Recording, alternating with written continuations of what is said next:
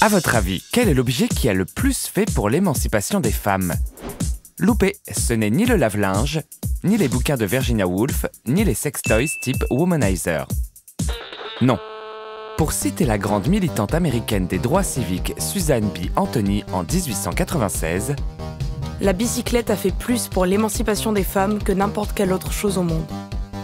Car ce véhicule a priori anodin et courant aujourd'hui en Occident nous mène tout droit vers la révolution féministe.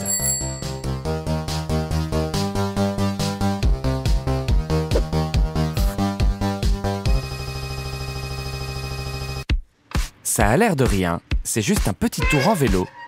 Mais pour Dua Kishta, ça veut dire beaucoup. Arrivée en France en 2020, cette jeune trentenaire a alors appris à tenir en équilibre sur 2 roues.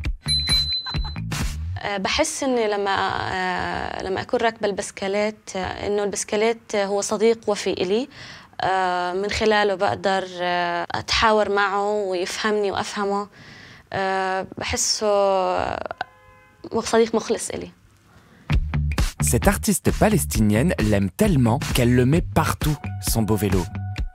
Sur ses toiles, entre réalisme et surréalisme, elle se met en scène le chevauchant, comme ici dans la bande de Gaza, région dont elle est originaire.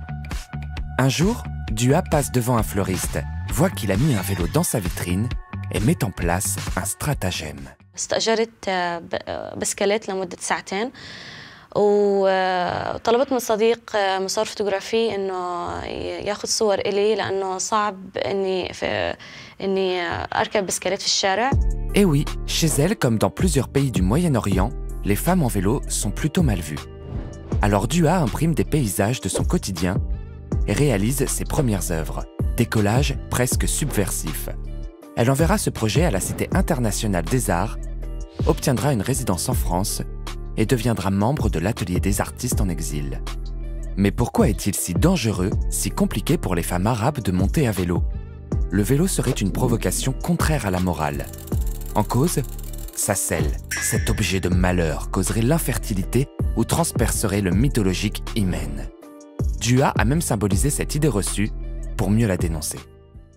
إنه ممكن المرأة إذا ركبت البسكليت تفقد عذريتها، إنها مثلاً تأخذ شكل ومع البسكليت ولما تركب البسكليت شكلها بيكون مثير أكتر للرجل، فهاد بيكون عائق إلها إنها بعد هيك إنها مثلاً تتزوج أو تنجب أطفال أو إنها تعيش حياتها طبيعية كأنثى طبيعية في مجتمع عربي. Ah, donc c'est pas une interdiction religieuse. Dieu, il s'en fout si tu fais du vélo. Yes. God, he say ride horse. And now, what is different between horse and bicycle? Ce mythe anatomique a longtemps circulé dans l'Europe du 19e siècle. On craint à l'époque que les cyclistes aient des orgasmes en conduisant. En 1903, le Français Georges Demény, considéré comme l'inventeur de l'éducation physique, estime que le vélo serait une machine à stérilité, pour les femmes uniquement. C'est étonnant. Symbole majeur de la belle époque, le vélocipède, de son petit nom, a rapidement plu aux dames. Pas cher, pratique, il permet d'aller vite, loin et surtout sans la tutelle de son mari. Ce beau succès est retranscrit à l'époque sur les toiles de maître. Le vélo dépasse même le cheval, qui avait longtemps été une source d'inspiration d'un certain peintre, dandy, passionné d'équitation. اكتشفت فنان ثيودور جيريكو، هو فنان فرنسي كان بيرسم دايما الخيل، فمن هون بلشت قصتي مع البسكليت، بنيت قصتي كقصة ثيودور جيريكو. Symbole d'évasion, le cheval comme le vélo permettent en leur temps de faire évoluer les tenues des femmes.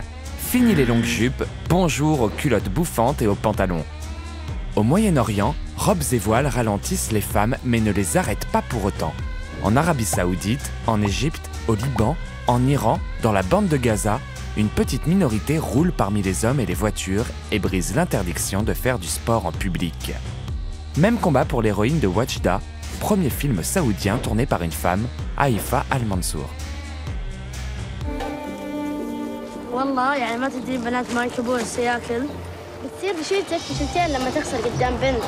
Certains pensent tout de même que le vélo est une activité superficielle, accessoire. Tu leur réponds quoi, toi, Dua?